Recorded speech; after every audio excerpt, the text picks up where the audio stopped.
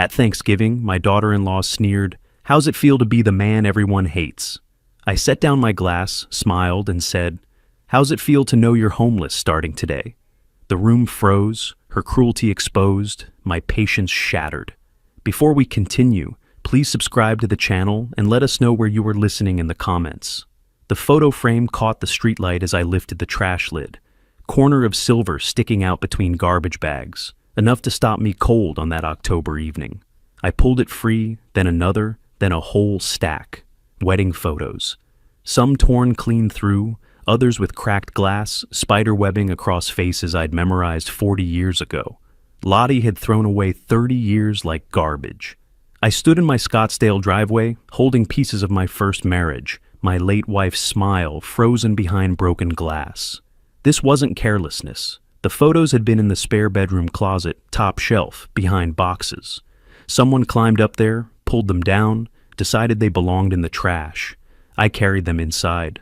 The living room Lottie had redecorated last month stared back. All whites and grays, everything soft and modern. The painting I'd hung of the Phoenix skyline, gone. The bookshelf I'd built from salvaged firehouse oak, replaced.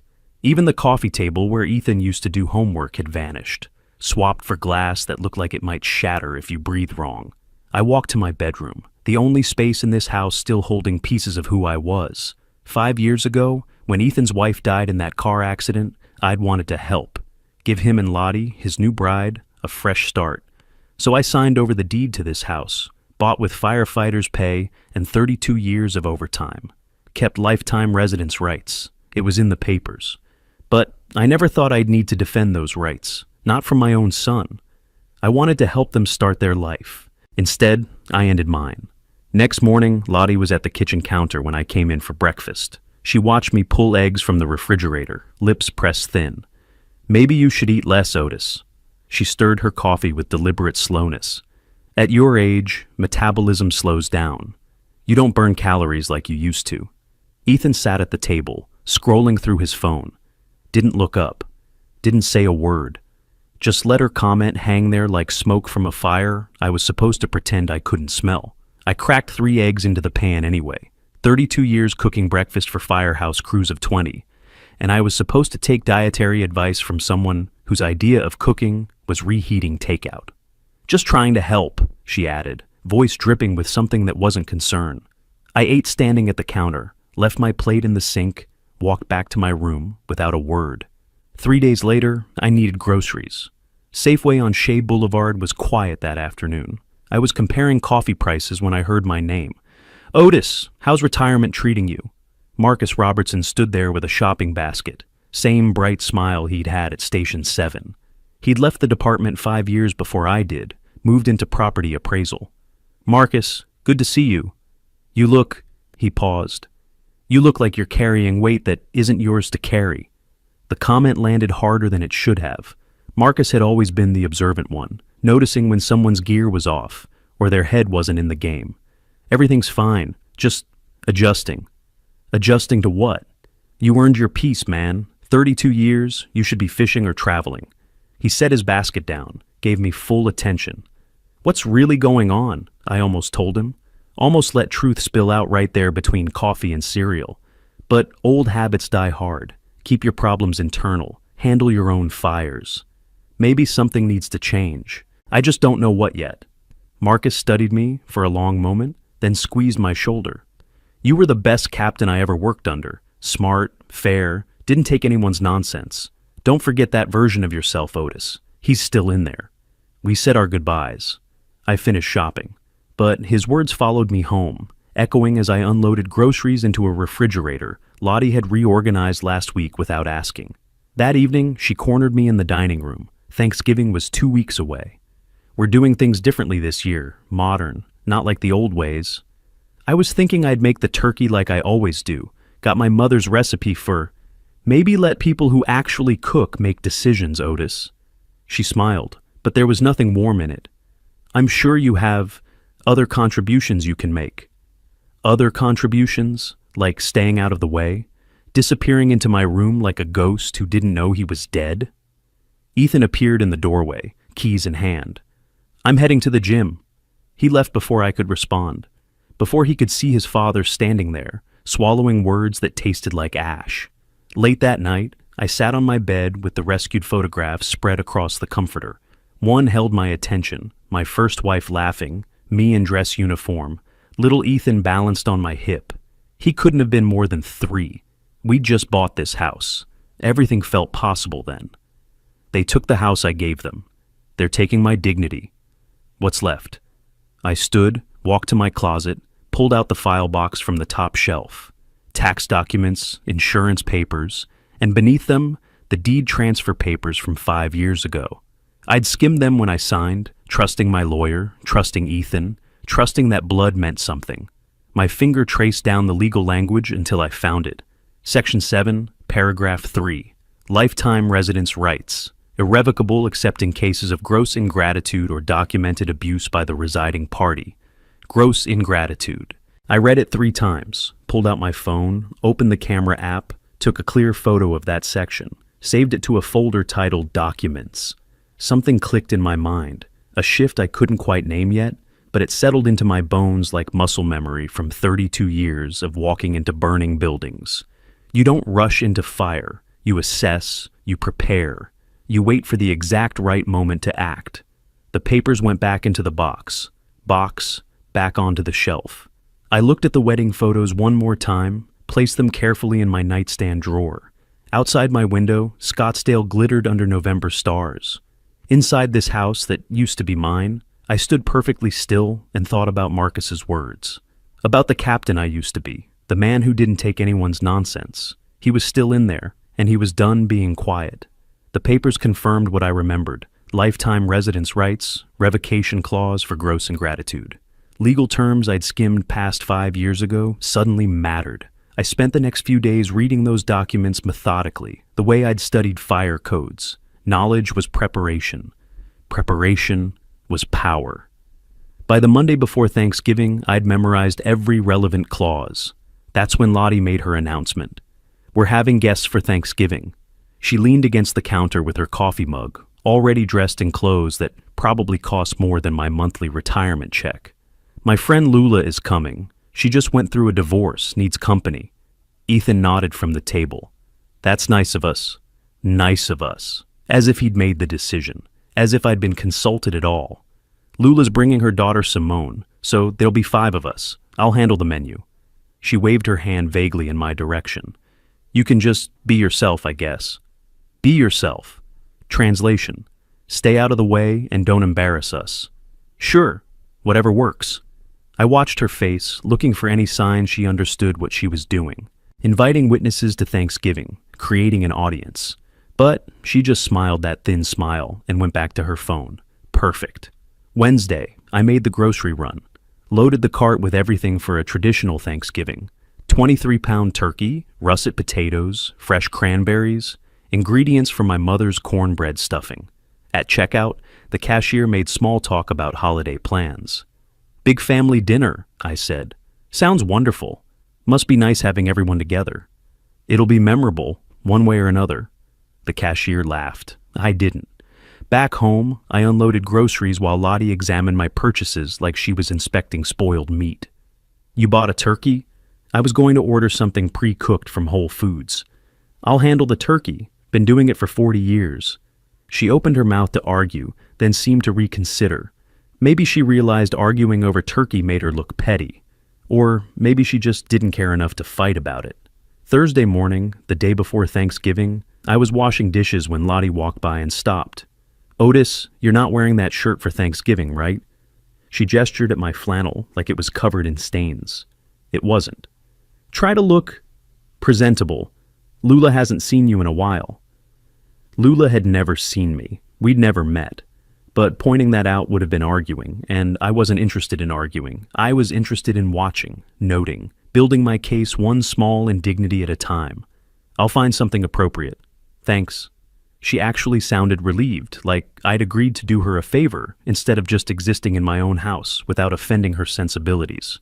That afternoon, I sat in my recliner reading the newspaper. Ethan walked by my open door, saw me sitting there. Hey, Dad. I looked up.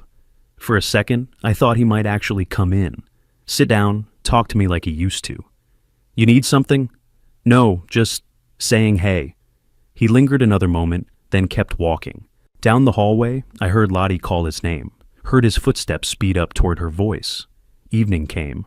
I was in the kitchen microwaving leftovers when I heard Lottie's voice from the living room. She was on the phone, not trying very hard to keep quiet. No, it'll be fine. He won't cause problems. He never does. Pause. Laughter. Honestly, Lula, I think he's clinging to this house because he's got nothing else. Pathetic, really. I stood there with my meal cooling on the counter. Through the doorway I could see her pacing, phone pressed to her ear. She had no idea I was standing there. No idea I could hear every word. Simone will love it, though. The house is gorgeous since we redid everything. Getting rid of all that old man aesthetic really opened up the space. More laughter. Yeah, exactly. Anyway, see you tomorrow around 4. Can't wait. She hung up, walked right past the kitchen without glancing in. Didn't see me standing in the shadows, didn't know I'd heard her truth. The contempt she carried, but usually dressed up in passive-aggressive comments. Now I'd heard it naked and clear. Pathetic. Clinging. Old man aesthetic. I carried my food to my room, closed the door, sat on my bed. The wedding photos in my nightstand seemed to stare through the wood. I pulled out the deed papers again. Read Section 7, Paragraph 3. One more time, gross ingratitude, documented abuse. The words felt different now, heavier with purpose. My phone sat on the nightstand. I picked it up, opened the voice memo app, pressed record. November 27th, one day before Thanksgiving. Lottie just told her friend Lula that I'm pathetic and clinging to this house because I have nothing else. She said getting rid of my aesthetic opened up the space. This is the same house I signed over to them 5 years ago, when Ethan needed help. I stopped recording, saved the file, labeled it with the date. Then I set my alarm for 5 in the morning. Turkey needed to go in early. Thanksgiving morning arrived cold and clear. I was up before the alarm, moving through the dark kitchen with practiced efficiency. Turkey went into the oven at 5:30. Potatoes peeled by 6. Cornbread mixed, and in the pan by 6:45. I moved through the recipes like muscle memory, each step precise, each measurement exact. Lottie appeared around 9, already dressed, makeup perfect. She watched me work without speaking. Smells good. Try not to dry it out. Even compliments carried barbs. It'll be perfect. Not defensive, just stating fact. Ethan came down at 10, poured coffee, asked if I needed help. Lottie answered before I could. He's fine. Come look at the table settings I ordered. They disappeared into the dining room. I heard their voices, light and easy, planning where people would sit. Nobody asked where I'd be sitting. Nobody seemed to consider I'd want to say. I checked the turkey. Golden brown skin, internal temperature right on target. The kitchen smelled like every Thanksgiving from my childhood. My mother's recipes coming together the way they always had. Outside this kitchen, everything had changed. But in here, for these few hours, I was still the man who'd fed crews of hungry firefighters. Still, the man who knew exactly what he was doing. By noon, the house shifted into performance mode. Lottie wiped surfaces already clean. Ethan vacuumed the living room for the 3rd time. They moved around me like I was furniture, occasionally offering tight smiles, but no actual conversation. I finished the last of the sides, green beans with almonds, roasted Brussels sprouts, sweet potato casserole, and began setting them on the counter to cool. Turkey would come out in 30 minutes. Guests were arriving at 4. 6 hours from now, Lula and her daughter would sit at my table in my house and watch Lottie treat me like something she'd tolerated long enough. 6 hours from now, they'd be witnesses. I washed my hands, dried them on a towel, looked out the window over the sink. The desert stretched out beyond our neighborhood, all browns and muted greens under pale blue sky. Beautiful and harsh at the same time, unforgiving to those who didn't respect it. Something my first captain at Station 7 used to say came back to me. Fire doesn't care about your intentions. It only responds to your actions. I turned from the window, checked the turkey one more time, began arranging serving dishes. Behind me, I heard Lottie and Ethan laughing about something in the other room. Easy, careless laughter from people who had no idea what dinner might bring. I didn't know exactly what would happen either, but I was ready for it. Whatever it was, whatever line got crossed next. The timer on the oven beeped. I pulled the turkey out. Perfect, golden, exactly as it should be. Set it on the counter to rest. My guests would arrive soon, my witnesses. And then we'd see what Thanksgiving really meant in this house. The doorbell rang at exactly 4 o'clock. I was in the kitchen, making final adjustments to the Brussels sprouts, when I heard Lottie's footsteps rush to the door. Her voice carried through the house, too bright, too eager. "Lula, you look amazing!" Air kisses, laughter, the shuffle of people entering, coats being taken, exclamations about how gorgeous the house looked. I stayed in the kitchen, wiping my hands on a towel, giving them their moment. "Brad, Jennifer, come in, come in." More voices. I hadn't known Brad and Jennifer were coming. 2 more witnesses to whatever Lottie had planned. I walked into the living room. Lula stood by the new white sofa, mid-30s, expensively dressed, confident smile. Brad and Jennifer, younger couple, looked around with appropriate admiration for the redecorated space. Lottie turned, saw me, and her smile shifted into something sharp. "And this is Otis." Pause. "Thank you, Otis, for letting us use your kitchen in our house." Emphasis on our house. The guests' laughter came a beat too late, uncertain. They sensed the edge but didn't acknowledge it. "My pleasure," I said. "Dinner's almost ready." I didn't correct her, just noted the claim of possession, the public declaration. First shot fired. We moved to the dining room. The table I'd set that morning looked perfect. White plates, polished silver, autumn centerpiece. Lottie accepted compliments with gracious nods, as if she'd done the work herself. The seating told its own story. Lottie at the head of the table, Ethan to her right. Me at the opposite end, physically distanced. Guests arranged on the sides, Lula and Brad on one side, Jennifer on the other. An empty chair beside me emphasized my isolation. I brought out the turkey on its platter. 23 pounds of golden perfection. Set it before me at the far end and began carving. The knife was sharp. My hands were steady. "Looks perfect," Brad said, watching me work. "You've done this before." "Otis has lots of time for cooking now," Lottie said before I could respond. Retirement. The word came out like unemployment, like I was filling empty days instead of having earned rest after 3 decades of walking into burning buildings. I carved the turkey, passed plates down the table. Everyone served themselves from the dishes I'd prepared. The meal began with small talk. Jennifer asked polite questions about the neighborhood. Lula praised the cranberry sauce. Then Jennifer turned to me. "Lottie mentioned you were a firefighter. That must have been rewarding work." 32 years, I said. "Started in 1988, Station 7 on McDowell Road." "Did you have any memorable rescues?" I felt myself warming to the memory. "In 1995, we got a call about an apartment fire near downtown. 4th floor, fully involved when we arrived. Family of 4 trapped." "Otis!" Lottie's voice cut through like a blade. "Nobody wants to hear stories from 30 years ago. We're trying to have a modern conversation." Silence around the table. Forks stopped moving. Brad cleared his throat. "Actually, it sounds interesting." "Trust me," Lottie said, firm. "We've heard them all." Ethan stared at his plate, said nothing. Didn't even look up. I set down my fork, picked up my water glass, took a drink. Second shot. Public silencing. Noted. The conversation shifted to Lottie's online boutique business. She came alive, talking about social media marketing, Gen Z shopping habits, TikTok trends. Her hands moved as she spoke, wine sloshing slightly in her glass. "You're so ahead of the curve," Lula said, leaning in. "That's real innovation." "Well, some of us adapt to change." Lottie glanced at me. "Others cling to the past." Brad mentioned something about retirement planning. He and Jennifer were in their 30s, already thinking ahead. "Otis, you're what, 65 now?" Lottie asked. "That's the age people usually downsize, right?" 64. "Close enough. Point stands." Lula jumped in, helpful. "My parents moved to a senior community at 65. They love it, said they're not getting in anyone's way anymore." Getting in anyone's way. The emphasis was clear.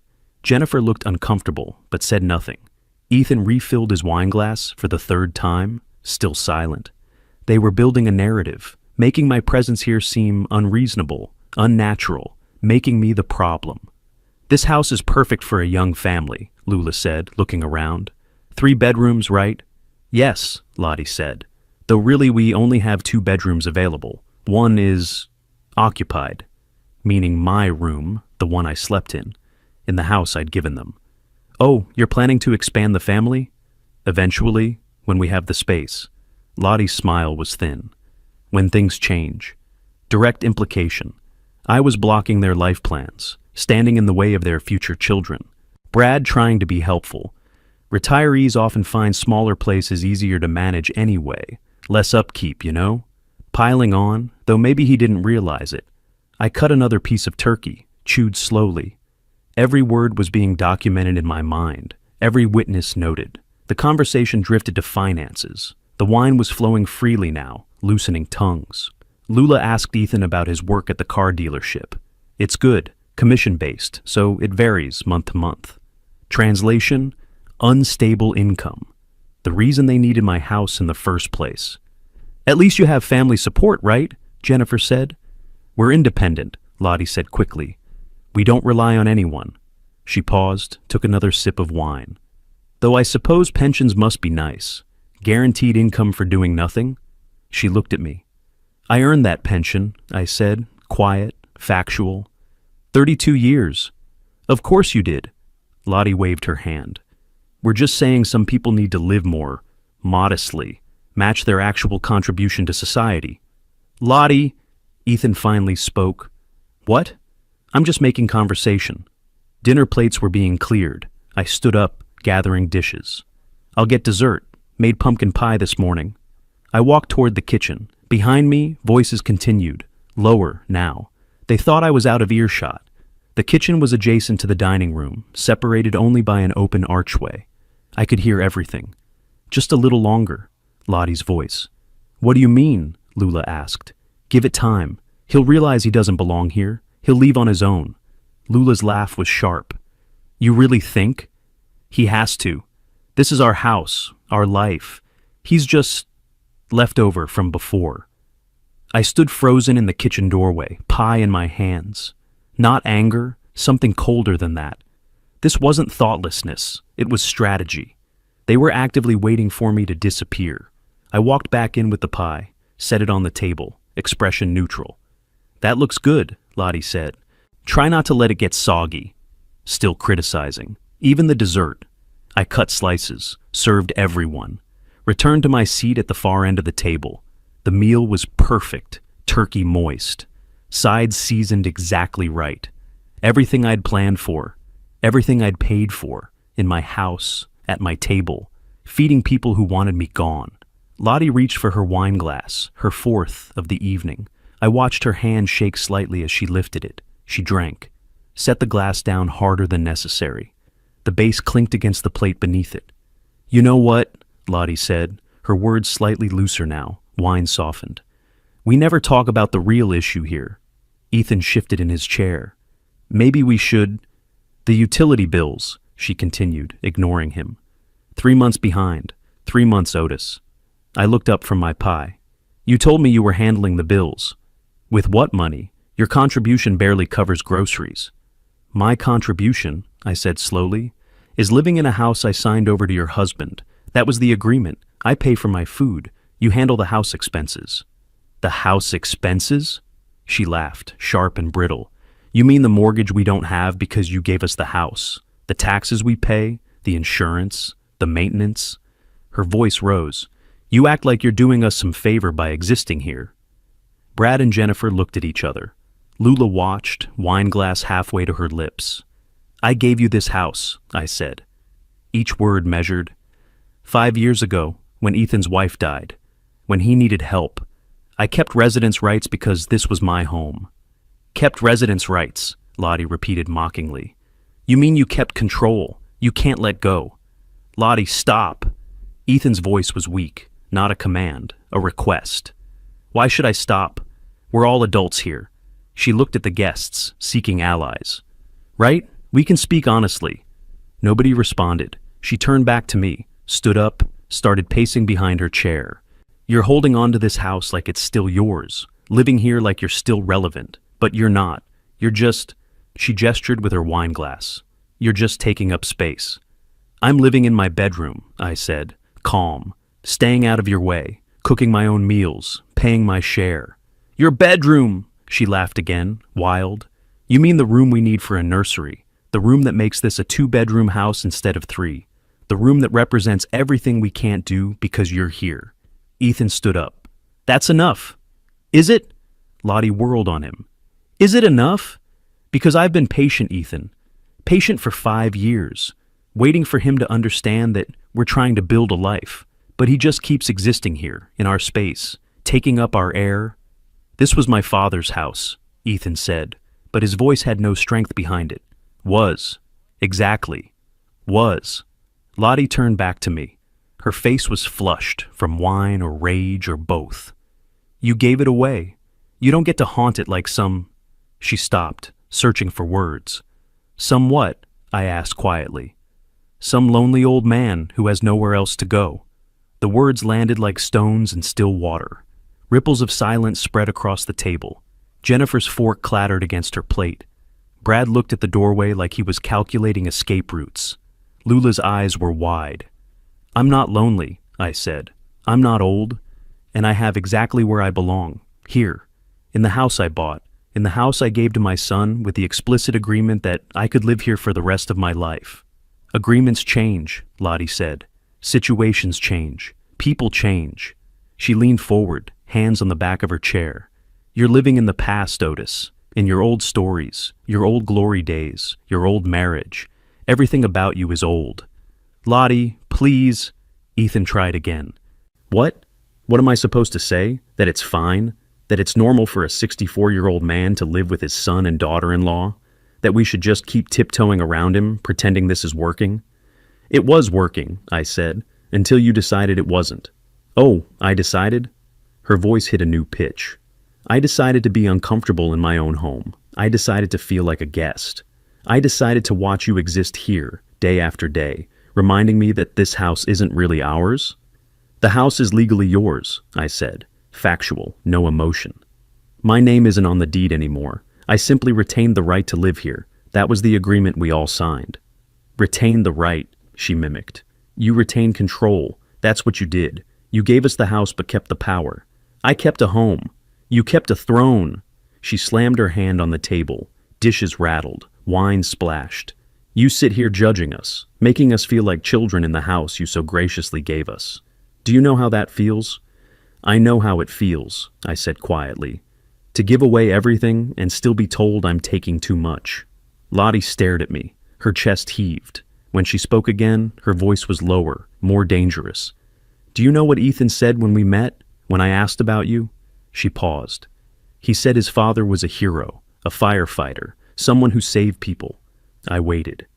But you know what I see? A man who can't save himself, can't save his own relevance, can't accept that his time is over. My time isn't over, isn't it? She leaned closer. When was the last time someone needed you, Otis? Really needed you? When was the last time you mattered to anyone? The table was perfectly silent. Even the guests had stopped pretending to eat. Ethan stood frozen, halfway between sitting and standing, his face pale. Lottie straightened, looked around the table at her audience, then back at me. Do you even think Ethan loves you anymore? The question hung in the air like smoke, like the kind that meant structure was failing, walls about to come down. Ethan didn't speak. I looked at him, my son. The boy I'd raised alone after his mother died, the man I'd given this house to when he was grieving, the man who'd stood silent through every insult Lottie had thrown at me for 5 years. He looked at his plate, not at me, not at her, at his plate. That silence was louder than any answer. I turned back to Lottie. She was watching me, waiting for tears maybe, for anger, for me to break. Instead, I smiled. It wasn't a warm smile, wasn't friendly or forgiving.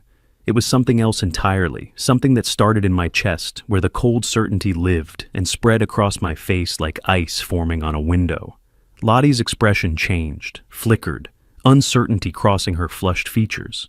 What? She said. What's that look? I didn't answer, just kept smiling as I stood up from my chair at the far end of the table, the end where they'd placed me like an afterthought. Kept smiling as I picked up my water glass and took a slow drink. Lottie took a step back. Otis? Ethan's voice finally found some strength, though it came out uncertain. I set down my glass, looked at each person at the table, Brad and Jennifer, frozen in social horror. Lula, no longer laughing. Ethan, pale and confused. Lottie, her confidence cracking. Then I opened my mouth to speak. The smile stayed. I let the silence stretch another few seconds. Let them wonder what it meant. Let Lottie's question hang in the air between us like something toxic. "I don't know, Lottie," I said finally, voice calm, measured. "But I can tell you something I do know." I paused. The room was perfectly still. Even the sound of breathing seemed to have stopped. "I know how it feels to realize that starting today you're homeless." Complete silence. Then Brad let out a nervous laugh, uncertain. He thought it was a comeback, a clever retort to her insult. Lottie's face flickered with confusion. "What?" "You heard me." The smile was gone now, just cold statement of fact. Ethan stood up slowly, hands on the table. "Dad, what are you talking about?" I turned to my son. 5 years ago, I gave you this house. You remember?" He nodded, still uncertain where this was going. But there were conditions in the deed. I kept lifetime residence rights. I looked back at Lottie. "There's another clause. Arizona law allows gift revocation in cases of gross ingratitude from the recipient." The legal terms landed like stones in still water. Lula leaned forward. "What does that mean?" I didn't look away from Lottie. "It means I can take the house back." Lottie laughed. It came out shrill, desperate. "You're bluffing." "I'm not." Ethan's voice went tight. "You can't just... This is our home. It's my house, always has been, legally. I gave you the gift. Tonight, you showed me exactly how much that gift meant to you." I turned back to Lottie. "How I should live more modestly. How I take up space. How I cling to things because I have nothing else." Quoting her own words, watching her face pale. And finally, "You asked how it feels to be hated by everyone. That's gross ingratitude. That's grounds for revocation under Arizona Revised Statutes, Section 12, 2 Fiore 51. You can't do this." Lottie's voice had lost its edge. "We have rights. You have 60 days. Arizona law. After I file the official notice tomorrow, you have 60 days to find somewhere else to live." "You're insane." She was screaming now, whine and rage mixing in her voice. "This is because I asked one question? This is because of 5 years of disrespect. Tonight was just the final proof, and you provided witnesses." I gestured toward the guests. "Thank you for inviting them, by the way. Their statements will be useful." Brad stood up fast, chair scraping the floor. "We should go." Jennifer was already gathering her purse, not meeting anyone's eyes. Lula looked at Lottie, then at the door, torn between loyalty and self-preservation. "Yes," I said. "You should all go. Dinner's over." They moved quickly, mumbled awkward goodbyes that nobody answered. The front door opened and closed. Car engines started in the driveway. We stood there, 3 of us. The remains of Thanksgiving dinner spread across the table I'd set that morning. "Dad, please." Ethan's voice cracked. "Let's talk about this. You're upset. I understand. I'm not upset. I'm done. This is my home, my life. You can't just... I gave you a home. You let her treat me like I was nothing." I looked at him directly. "You said nothing, did nothing. 5 years of watching it happen. 5 years of choosing her comfort over my dignity." I know I should have, but please, not like this." "Exactly like this." Lottie's rage had broken into something rawer. Tears streamed down her face. "We'll fight this. You can't take our house." "It's not your house. It never was. And yes, I can." She sobbed. Ethan tried to calm her, tried to reason with me, tried to find some angle that would make this not real. "I'm going to my room," I said. "I have calls to make in the morning." I walked away mid-sentence. Behind me, Ethan called out, "Dad, wait." I didn't turn around, walked down the hallway to my bedroom, closed the door. For the first time in 5 years, I locked it. Through the door, I could hear Lottie's crying, Ethan's voice trying to soothe her, trying to make sense of what just happened. I sat on the edge of my bed, looked at my hands. They were steady. I should have felt guilty, should have felt doubt, should have felt something other than what I felt. Relief, pure, clean relief. For the first time in 5 years, I'd stopped being small, stopped accepting, stopped disappearing into the margins of a life I'd built with my own hands. Night passed. I slept better than I had in months. No dreams. No waking up at 3 in the morning with the weight of indignity pressing on my chest. Just sleep. Real sleep. Morning light came through my window. I got up, made coffee in the small machine I kept on my dresser, something I'd bought 2 years ago when using the kitchen started feeling like trespassing. 7:30. I opened my laptop, searched, real estate attorney, Scottsdale, Arizona. Reviews loaded. I scrolled through them methodically, looking for someone experienced, someone who understood property law, someone who wouldn't waste my time questioning whether I was sure about this. Richard Hunt, family law specialist, 4.8 stars, over 200 reviews, office on Scottsdale Road. Phrases jumped out: thorough, responsive, fought for my rights, didn't back down. His website said office hours started at 9. I could hear voices in the other part of the house, Lottie and Ethan, muffled through walls. The tone was argument, not conversation. At 9:01, I called the number. A receptionist answered, professional voice. Hunt and Associates, how may I help you? I'd like to schedule a consultation, today, if possible. Of course. May I ask what this is regarding? I looked at the bedroom door, at the lock I'd turned, at the space I'd reclaimed. It's regarding revoking a property gift on grounds of ingratitude. Richard Hunt's office was downtown, glass and steel, 13th floor, with views of Camelback Mountain. He was late 50s, black like me, with silver at his temples and a handshake that felt like assessment. Mr. Shaw, have a seat. I sat. He had the deed papers I'd emailed that morning spread across his desk. Arizona Revised Statutes, Section 122451, he said, tapping the document. Gift revocation for gross ingratitude. It's not used often, but you have a solid foundation here. He looked up. Tell me about Thanksgiving. I told him. Every insult, every witness, the question about whether my son still loved me. Ethan's silence. Hunt took notes. When I finished, he leaned back in his chair. You'll need those witnesses to testify, the friends who were there. They'll remember. Your son and daughter-in-law will hire an attorney. They'll argue the gift was absolute, that conditions can't be imposed retroactively, that you're acting out of spite. Let them argue. Hunt smiled slightly. You've thought about this. 32 years as a firefighter teaches you to plan before you act. Good.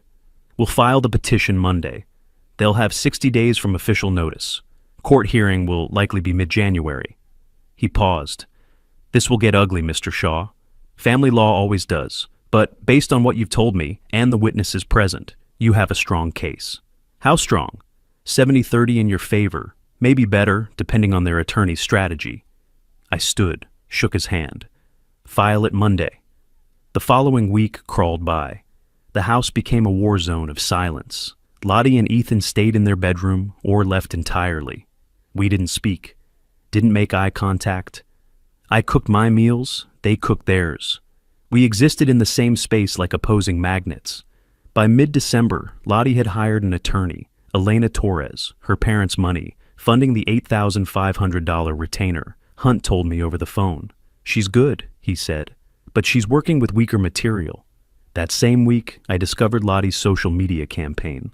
A friend from the firehouse sent me a screenshot. Lottie had posted on 3 platforms, painting herself as the victim. Cruel father-in-law stealing our home, gave us house then changed his mind. Heartless elder taking back gift out of spite. The comments were predictable. Outrage, sympathy, calls for family counseling. I didn't respond, didn't engage, just forwarded everything to Hunt. Document it, he said, but don't react publicly. Let her words speak for themselves. I did more than document. I started going through 5 years of financial records, looking for anything useful. Found something interesting in year 3. Lottie had started a small online boutique. Never mentioned it, never reported the income. I called an accountant friend, casual inquiry about online business taxes. If she's making sales and not reporting, that's tax evasion, he said. Small scale probably. But the IRS doesn't care about scale. I thought about that. Thought about justice and fairness, and people who took without giving. Then I went to the library, used their public computer, created a temporary email address, filed an anonymous tip with the IRS, included screenshots of Lottie's business page, sale records I'd found in her email account. She'd left her laptop open one night. and approximate income calculations. The IRS doesn't move fast, but they move, and they don't forget. Christmas came and went without celebration. Ethan tried once to talk to me, cornered me in a grocery store parking lot 3 days after. "Dad, please, can we sit down, talk this through?" "What's there to talk through? You're my father. I love you. I made mistakes, I know, but taking our home, it's too much. I gave you a home. You made it uninhabitable for me." She was frustrated. She meant every word. You know it. I know it. I looked at him. "And you let her say them, for 5 years. You chose her comfort over my dignity every single time. I know I should have, but please, not like this." "Exactly like this." Lottie's rage had broken into something raw. Tears streamed down her face. "We'll fight this. You can't take our house." "It's not your house. It never was. And yes, I can." She sobbed. Ethan tried to calm her, tried to reason with me, tried to find some angle that would make this not real. "I'm going to my room," I said. "I have calls to make in the morning." I walked away mid-sentence. Behind me, Ethan called out, "Dad, wait." I didn't turn around, walked down the hallway to my bedroom, closed the door. For the first time in 5 years, I locked it. Through the door, I could hear Lottie's crying, Ethan's voice trying to soothe her, trying to make sense of what just happened. I sat on the edge of my bed, looked at my hands. They were steady. I should have felt guilty, should have felt doubt, should have felt something other than what I felt. Relief. Pure, clean relief. For the first time in 5 years, I'd stopped being small, stopped accepting, stopped disappearing into the margins of a life I'd built with my own hands. Night passed. I slept better than I had in months. No dreams, no waking up at 3 a.m. with the weight of indignity pressing on my chest. Just sleep. Real sleep. Morning light came through my window. I got up, made coffee in the small machine I kept on my dresser, something I'd bought 2 years ago when using the kitchen started feeling like trespassing. 7:30. I opened my laptop, searched. Real estate attorney, Scottsdale, Arizona. Reviews loaded. I scrolled through them methodically. Looking for someone experienced, someone who understood property law, someone who wouldn't waste my time questioning whether I was sure about this. Richard Hunt. Family law specialist. 4.8 stars. Over 200 reviews. Office on Scottsdale Road. Phrases jumped out. Thorough, responsive, fought for my rights, didn't back down. His website said office hours started at 9. I could hear voices in the other part of the house. Lottie and Ethan, muffled through walls. The tone was argument, not conversation. At 9:01, I called the number. A receptionist answered, professional voice. "Hunt and Associates, how may I help you?" "I'd like to schedule a consultation. Today, if possible." "Of course. May I ask what this is regarding?" I looked at the bedroom door, at the lock I'd turned, at the space I'd reclaimed. "It's regarding revoking a property gift on grounds of ingratitude." Richard Hunt's office was downtown, glass and steel, 13th floor, with views of Camelback Mountain. He was late 50s, black like me, with silver at his temples and a handshake that felt like assessment. "Mr. Shaw, have a seat." I sat. He had the deed papers I'd emailed that morning spread across his desk. "Arizona Revised Statutes, Section 122451, he said, tapping the document. "Gift revocation for gross ingratitude. It's not used often, but you have a solid foundation here." He looked up. "Tell me about Thanksgiving," I told him. Every insult, every witness. The question about whether my son still loved me. Ethan's silence. Hunt took notes. When I finished, he leaned back in his chair. "You'll need those witnesses to testify, the friends who were there. They'll remember. Your son and daughter-in-law will hire an attorney. They'll argue the gift was absolute, that conditions can't be imposed retroactively, that you're acting out of spite. Let them argue." Hunt smiled slightly. "You've thought about this. 32 years as a firefighter teaches you to plan before you act." "Good. We'll file the petition Monday. They'll have 60 days from official notice. Court hearing will likely be mid-January." He paused. "This will get ugly, Mr. Shaw. Family law always does, but based on what you've told me and the witnesses present, you have a strong case." "How strong?" 70-30 in your favor, maybe better, depending on their attorney's strategy. I stood, shook his hand. File it Monday. The following week crawled by. The house became a war zone of silence. Lottie and Ethan stayed in their bedroom or left entirely.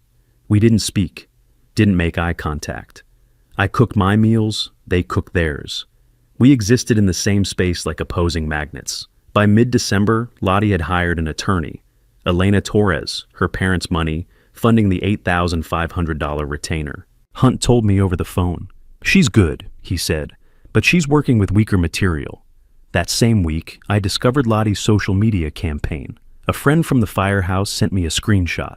Lottie had posted on 3 platforms, painting herself as the victim. Cruel father-in-law stealing our home, gave us house then changed his mind, heartless elder taking back gift out of spite. The comments were predictable: outrage, sympathy, calls for family counseling. I didn't respond, didn't engage, just forwarded everything to Hunt. Document it, he said, but don't react publicly. Let her words speak for themselves. I did more than document. I started going through 5 years of financial records, looking for anything useful. Found something interesting in year 3. Lottie had started a small online boutique, never mentioned it, never reported the income. I called an accountant friend, casual inquiry about online business taxes. If she's making sales and not reporting, that's tax evasion, he said. Small scale, probably. But the IRS doesn't care about scale. I thought about that. Thought about justice and fairness and people who took without giving. Then I went to the library, used their public computer, created a temporary email address, filed an anonymous tip with the IRS, included screenshots of Lottie's business page, sale records I'd found in her email account. She'd left her laptop open one night, and approximate income calculations. The IRS doesn't move fast, but they move and they don't forget. Christmas came and went without celebration. Ethan tried once to talk to me, cornered me in a grocery store parking lot 3 days after. Dad, please, can we sit down, talk this through?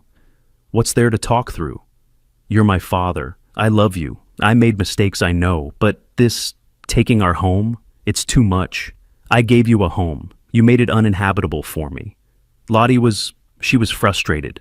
She meant every word. You know it. I know it. I looked at him. And you let her say them for 5 years.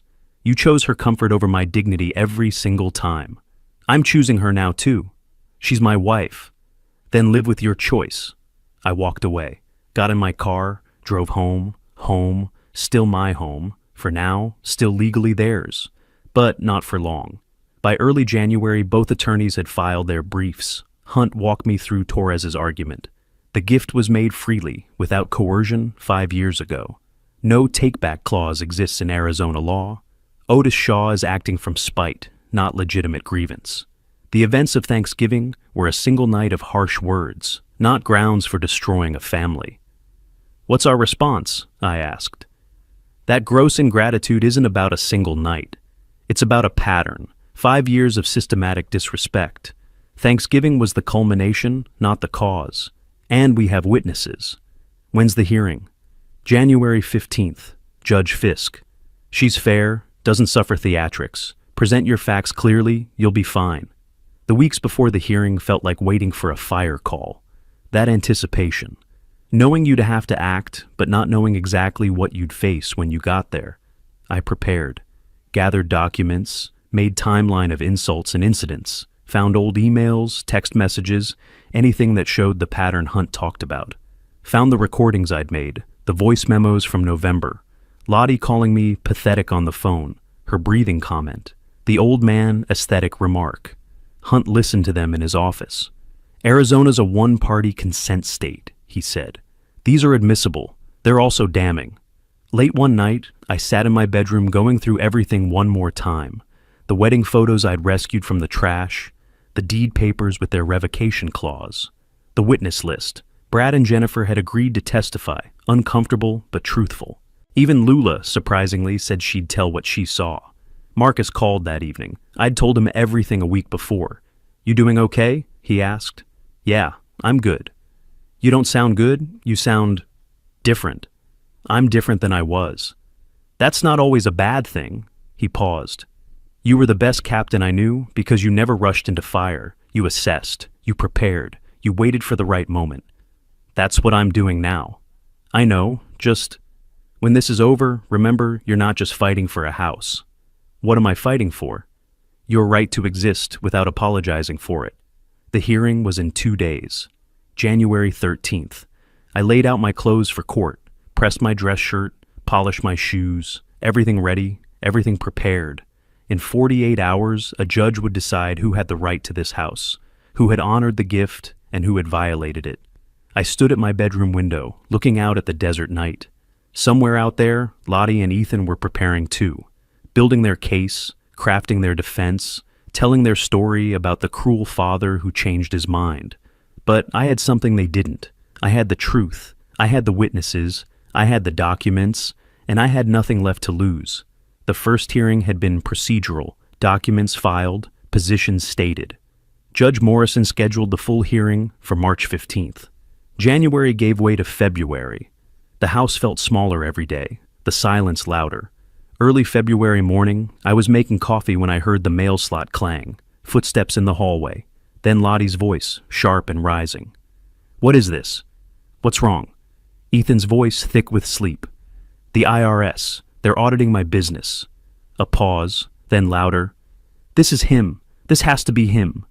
I stayed in the kitchen, listening. Footsteps coming fast. Lottie stormed in, waving an official envelope. Did you do this? Did you report me? I took a sip of coffee. I don't know what you're talking about. They say I owe $11,000, plus penalties. Her hand shook. This is you. If you owe taxes, that's between you and the government. You reported me. I know you did. Can you prove that? She stared at me. Couldn't. Wouldn't ever be able to. She was right, of course, but she'd never prove it. Few days later, Ethan caught me outside. He looked exhausted, dark circles under his eyes, the weight of choosing wrong pressing visible on his face. Did you know about her business, the taxes?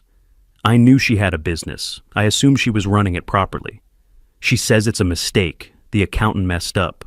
For 2 years, that's not a mistake. That's a choice. Ethan was quiet, processing something he didn't want to accept. Everything's falling apart, he said finally. The house, the taxes, us. Then maybe it's time to make different choices.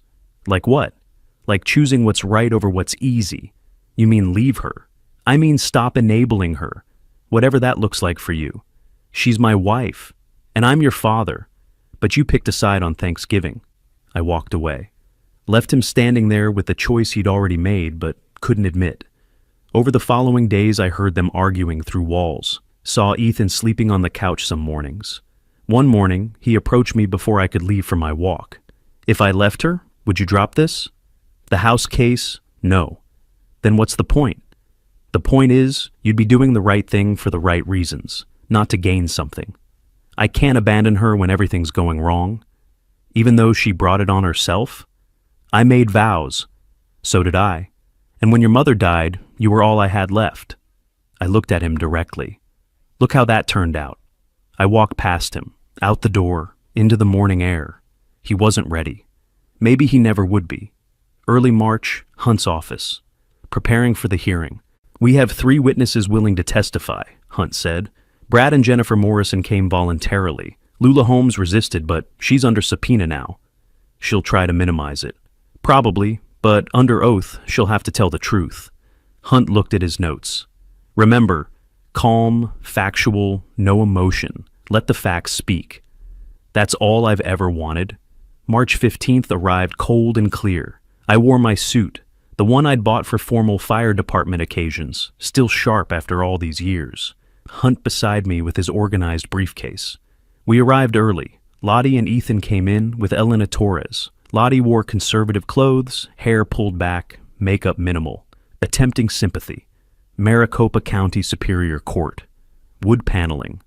Arizona state seal on the wall. Judge Morrison entered, woman in her 50s, reputation for no-nonsense rulings based on evidence, not emotion. This is a petition for revocation of a gift deed based on gross ingratitude.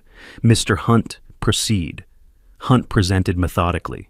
the deed with its revocation clause, documentation of the original gift, timeline of events. Then he called Brad Morrison.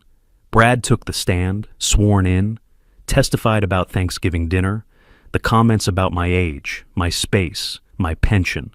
Under oath, his discomfort was clear. She was dismissive of him repeatedly, Brad said. It was uncomfortable to watch. Torres cross-examined. Isn't it normal for families to disagree? This felt different, more personal, more cruel. Next was Lula Holmes. She walked to the stand nervously, glancing at Lottie, sworn in. You were present at the Thanksgiving dinner on November 28, 2024? Hunt asked. Yes. Did Mrs. Lottie Shaw make disparaging comments about Mr. Otis Shaw that evening? Well, families argue. Please answer the question. Did she make disparaging comments? Lula hesitated. Yes. Can you describe them?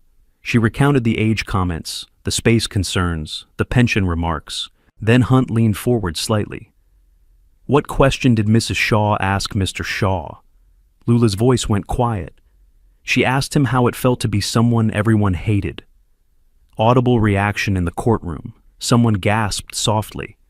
And how did the room react? Everyone was silent. It was... Lula looked down. It was too far.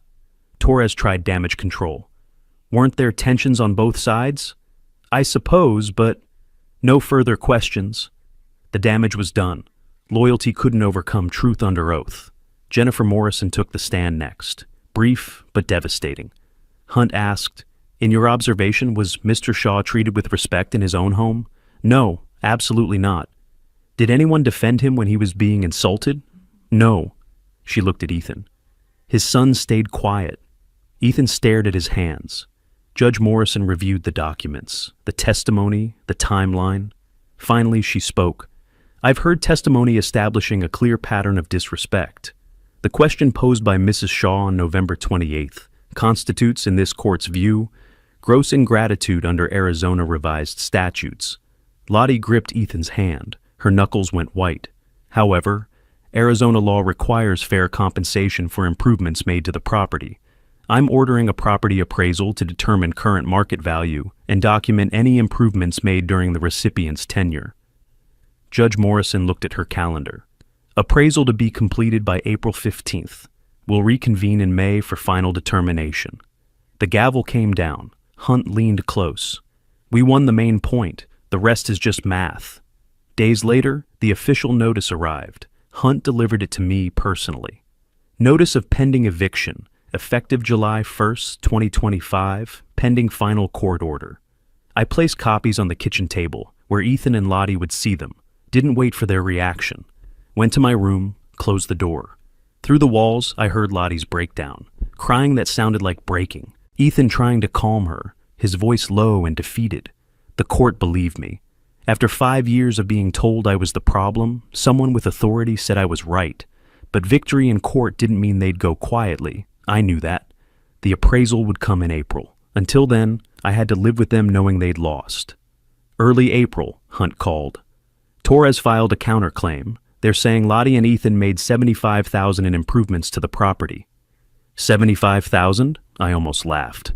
The kitchen cabinets were maybe $8,000. The paint job $3,000. What else could they claim? New HVAC system, landscaping, bathroom renovations. We'll see what the appraiser finds. When's the appraisal? Mid-April. I'm recommending Marcus Robertson. He's certified, independent, and he knows you from the fire department, which actually helps because he won't give you favors. He'll be scrupulously fair. Marcus arrived on April 18th. Professional, clipboard, camera. We nodded to each other but didn't speak beyond necessities. He measured rooms, photographed improvements, checked permits, reviewed receipts Lottie provided. I stayed in my bedroom while he worked, heard him moving through the house, opening cabinets, testing fixtures. 3 hours later, he left without ceremony. The report came May 10th. Hunt read it to me over the phone. Total documented improvements, $14,500. Kitchen cabinets, paint, new water heater, and some landscaping. The HVAC system was original to the house. The bathroom renovations were minor fixture replacements, not actual renovations. So they inflated it by $60,000. Desperation makes people creative with math. Hunt paused. Court date is May 20th. Judge will rule on compensation amount. Then the eviction stands. May 20th, same courtroom. Judge Morrison reviewed Marcus's appraisal report. The court finds that legitimate documented improvements total $14,500. Mr. Shaw, you're ordered to compensate the recipients in that amount within 30 days. Upon payment, the eviction order becomes final and enforceable July 1st. Torres tried to argue. Judge Morrison shut it down with a look. Gavel, done. I went to the bank the next morning, withdrew $14,500 in a cashier's check, delivered it to Hunt's office that afternoon. You're not fighting the amount? He asked. It's fair. They did make those improvements. I'm not interested in cheating them. Most people in your position would fight every dollar. I'm not most people. I just want my house back. The check went through Torres to Lottie and Ethan. The final court order came June 15th. Official, legal, binding. I called Sarah Chen, a realtor I'd contacted quietly back in April. The house is legally mine again as of today. Let's list it. She came that evening with comps and market analysis. In this market, with this location, I'd recommend $515,000. Listed at $505,000. I want it sold fast. You'll have offers within a week. She was right. 3 days later, an offer came in at asking price. Cash buyer, 30-day close. I accepted immediately. Mid-June, maybe 2 weeks before the eviction date, I was in my room packing books when I heard a soft knock on my door. Otis? Lottie's voice. Quiet. Different. I opened the door. She stood there in jeans and an old sweater, no makeup. Hair pulled back. She looked exhausted. Can we talk? About what? About all of this. About fixing things. Her voice cracked. Please, I know I was wrong. I know I hurt you. But we're family. Can't we? No.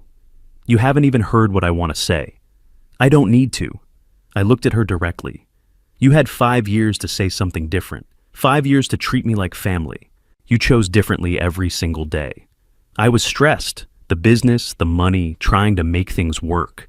So you took it out on me. Made me small so you could feel big. And when I finally stood up for myself, you tried to destroy me. I shook my head. That's not stress. That's character. People change. I can change. You're only changing because you lost. That's not change. That's desperation. Her face shifted. Sadness disappeared. Something harder took its place. You really are heartless, aren't you? Your own son is about to be homeless, and you don't care. My son chose this. Every day he chose this. He could have stopped you. Could have defended me. Could have drawn a line. I stepped back toward my door. He didn't. So, yes, he's facing consequences. So are you. We have nowhere to go. You have family, Lottie's parents in Tempe, according to the court papers your lawyer filed. You'll figure it out. After everything we did for you, everything you did for me, the words came out sharp. I gave you a house. You gave me contempt. I think we're done here. I closed the door, locked it, heard her standing there for a long moment before her footsteps retreated. The next week I packed systematically, my bedroom first. Clothes, books, the wedding photos I'd rescued from the trash, the deed papers that had started all this. Everything that mattered fit into boxes I stacked along one wall. Late June, Hunt called with the closing date. July 8th, your buyer wants to move quickly. That works. I'll be out July 1st. Where are you going? Found an apartment near Old Town. 2 bedrooms, balcony, quiet. It's enough. How does it feel? I thought about that. Like I can breathe again. July 1st was coming. The house was sold. The case was won.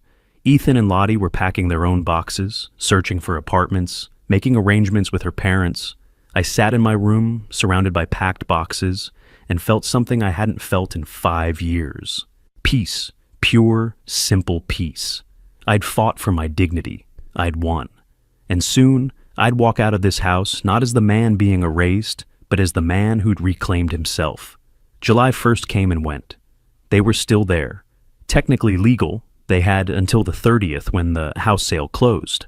But the clock was ticking and I could hear them scramble. Early July, I was in my room when I heard Lottie on the phone with a landlord. Her voice carried frustration I'd never heard before. What do you mean we don't qualify? We have income. She listened. Fine, thank you anyway. She hung up, cursed under her breath. Ethan's voice, tired. What about the place on McDowell? They want first month, last month, and a $3,000 deposit. We don't have that. My new job doesn't start until next week, and it's less money than before. I know that. You think I don't know that? I kept packing books, kept listening. They were learning what I'd known for 5 years. The world doesn't owe you comfort. Days later, another conversation filtered through the walls. The landlord ran our credit, Ethan said. We're denied. Because of what? Your business, the unpaid bills, the IRS debt. It's all on there. That's not fair. That's not fair? Ethan's voice had an edge I'd never heard him use with her. You didn't pay taxes for 2 years. What did you think would happen? First sign of him blaming her directly. Don't you dare. Your father did this. He reported me. Maybe, or maybe you just broke the law. Silence. Then Lottie, voice dangerous.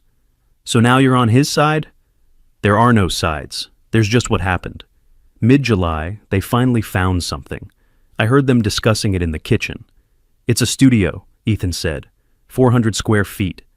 It's awful. It's in a terrible neighborhood. It's what we can afford. $1,650 a month. They'll take us. $1,650 for a closet. We had a whole house. We had his house. There's a difference. I can't believe you're, what, stating facts? We're broke, Lottie. The IRS wants almost $19,000. I lost my job. You lost yours. This is where we are. A studio for $1,650. In my house, they'd paid $0. Anne still complained. Late July, I heard Lottie on the phone with her mother, her voice pleading. Mom, please, just a loan, $10,000. We'll pay you back. Pause. I know about the taxes, but... Another pause. So you're just going to let us be homeless? Your own daughter? Her voice broke. Fine, fine, don't help. See if I ever speak to you again. She slammed the phone down, started crying. Ethan tried to comfort her. Maybe if you explained, they don't care, nobody cares, we're alone in this. We did this to ourselves. Shut up, just shut up. Ethan had lost his car sales job in June. Too many absences for court dates. I'd overheard him on the phone with a friend, explaining the new job. Parts warehouse, $38,000 a year. It was less than half what he'd been making, but he needed work, from car sales to warehouse parts, from house to studio. Everything shrinking. The week before move-out, their fighting reached a peak. Voices loud enough I couldn't avoid hearing even with my door closed. This is your fault, Lottie screamed. All of it. My fault? You're the one who... You couldn't stand up to him, couldn't protect us. What kind of man lets his father destroy his family? You destroyed it, on Thanksgiving, with that question. One question. I asked one question. You asked if he knew what it felt like to be hated, in front of guests, in his own house. Oh, his house. Always his house. You never made it ours. Because it wasn't ours. He gave it to us, and you treated him like garbage. I want a divorce. Stunned silence. Then Ethan. What? You heard me. I can't do this anymore. You, your father, all of it. Fine, maybe that's best. Door slamming, footsteps, more crying. July 25th, 5 days before closing. Evening, a knock on my bedroom door. I opened it. Ethan stood there, exhausted, defeated, 38 years old but looking 50. Can I come in? For a minute. He entered, stood awkwardly near the window. I'm leaving her. Lottie, it's over. I heard. I should have done it sooner. I should have defended you. Yes, you should have. I'm sorry, Dad, for all of it. I was weak. I let her control everything. You let her control you. There's a difference. Can you forgive me? Is there any way to fix this? Fix what? The house is sold. You're moving out in 5 days. I mean us. Our relationship. I looked at my son, saw genuine remorse in his eyes, but also saw 5 years too late. You made your choice on Thanksgiving when she asked that question, and you said nothing. I know I did. That was the moment. You had one chance to choose me, and you didn't. I was scared of conflict, of her, of standing up, I know, but that doesn't change what happened. So that's it? We're done?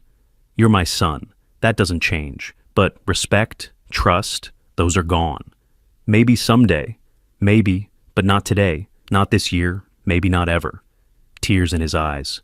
I really am sorry. I believe you, but sorry doesn't give me back 5 years. He nodded, turned to leave. At the door, he turned back. Where are you going, after this? Somewhere smaller, somewhere that's just mine. I hope you find peace there. I already have. He left. Closed the door quietly behind him. July 28th and 29th. Final packing. I boxed up the last items, photos, books, kitchen things I'd use in my new place. The house mostly empty now, echoing. I walked through the rooms one last time. Living room where Thanksgiving dinner had happened, where the question had been asked. Kitchen where I'd cooked that turkey, heard them through walls talking about waiting for me to disappear. My bedroom where I'd spent 5 years taking refuge. This house had been my home for decades, then my prison, now just a building someone else would love. The moving truck was scheduled for July 30th, same day as the closing. At 9 in the morning, I'd sign papers. By noon, the house would belong to someone else. By evening, I'd be in my new place, the old life ending, the new one waiting. I closed the last box. Tomorrow, this chapter ended, and I was ready. The title company office was quiet. July 30th, 9 in the morning. I sat at a conference table with Sarah Chen and the buyers, young couple, maybe early 30s, excited about their first home. They had no idea what this house meant to me, what it had cost. Papers spread before us. Sarah walked through them systematically. Purchase agreement, disclosures, transfer documents. I signed each one, my signature steady. The cashier's check came last.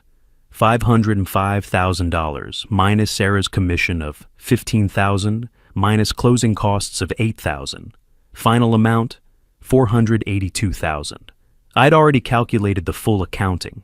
Original house value when I gave it to Ethan 5 years ago, $340,000. Compensation. I'd paid them for improvements, $14,500. Legal fees to Hunt, $8,500. Total cost to reclaim my house and dignity, $23,000. Net gain after sale, $134,700. Plus I'd kept my retirement accounts, pension, savings untouched. Total assets now, $616,700. The price of freedom, worth every penny. Congratulations, I said to the young couple as we stood up. It's a good house. You'll be happy there. The woman smiled. We already love it. The neighborhood is perfect. I shook their hands, walked out with the check in my pocket. At the bank, I deposited it, transferred funds to my new mortgage, paid off the remaining balance on my new place in full. A small ranch house in Tempe.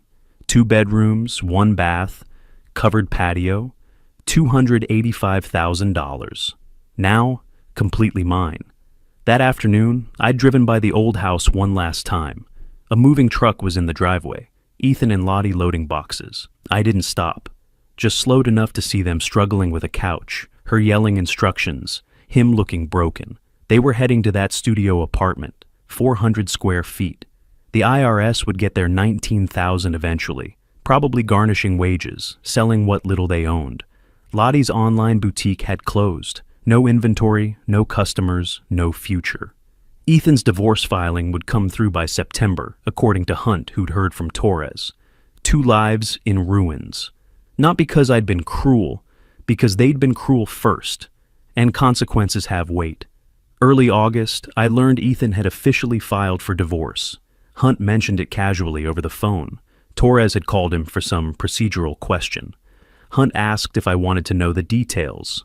No, I said. It's not my business anymore. Fair enough. How's the new place? Quiet. Exactly what I needed. August 15th. I invited Marcus over for dinner. Hadn't seen him since the appraisal back in April. He arrived at 6 with a bottle of wine and his easy smile. This is nice, he said, looking around. Really nice? Feels like you. That's the point. We ate on the back patio. Grilled chicken, roasted vegetables, simple. The sun setting over the neighborhood painted everything gold. You hear from Ethan? Marcus asked. No, don't expect to. You okay with that? I thought about it. He's my son. I'd be lying if I said it doesn't hurt, but I'm okay. That's a tough line to walk. Yeah. I took a drink. When someone shows you who they are, you have to believe them. He showed me. For 5 years, every time he stayed silent, he showed me. And you finally believed him. Finally. Marcus was quiet for a moment. Then, was it worth it? All of it, the lawyers, the court, losing your son. It cost me $23,000 and a relationship that was already broken. It gave me back my self-respect and my freedom. I looked at him. You tell me if that's worth it. I'd say yes. So would I. We sat in comfortable silence as the sun dropped lower. The desert evening cooled. Somewhere down the street, kids were playing, life continuing its normal rhythms. You lonely? Marcus asked. Sometimes, but I'm not disrespected. Not small, not invisible. I'm free. I smiled slightly. Loneliness I can handle. What I couldn't handle was being treated like I didn't matter in my own life. Fair trade then. Yeah, fair trade. Marcus left around 9. I cleaned up, washed dishes, put everything away in my kitchen, in my house, where nobody would tell me I ate too much or breathed too loud or took up too much space. I stood on the back patio one more time before going to bed. The stars were out. The air was cool. The silence was mine. I thought about that Thanksgiving question, how it felt to be someone everyone hated. Now I knew a better question. How did it feel to be free? It felt like this, like standing in my own space, owing nothing to anyone, answering to no one, like sleeping without tension, like cooking breakfast without criticism, like existing without apologizing for it. It felt expensive. It felt lonely sometimes. It felt hard-won. It felt like peace. I'd given up trying to make Ethan understand. Maybe someday he would, maybe not. Either way, I'd done what I needed to do. Stood up, spoke up, took back what was mine. Tomorrow I'd wake up in my house, make my coffee, read my newspaper, live my life on my terms. The old Otis, the one who tolerated disrespect because family was supposed to be forever, was gone. The new Otis knew better, knew that family meant nothing without respect, that love required action, not just words. I'd learned it the hard way, but I'd learned it, and that made all the difference. I went inside, locked my door, in my house, in my life, turned off the lights, and slept like a man with nothing left to prove. If you like this story, please like this video, subscribe to the channel, and share your impressions of this story in the comments. To listen to the next story, click on the box on the left. Thank you for watching.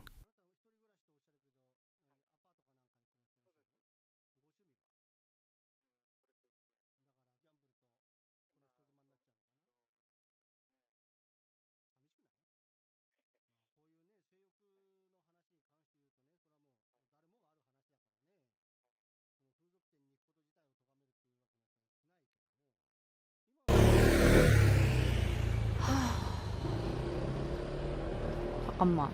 오늘 토요일?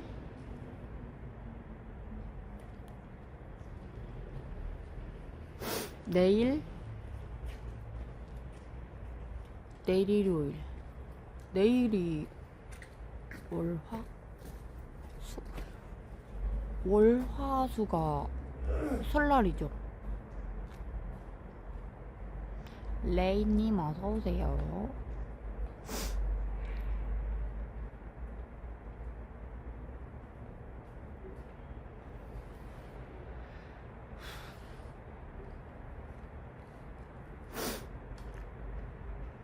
맞지? 토, 일 연결돼서 그렇지. 월화수가 설날 맞죠? 엽기 닭볶음탕이요?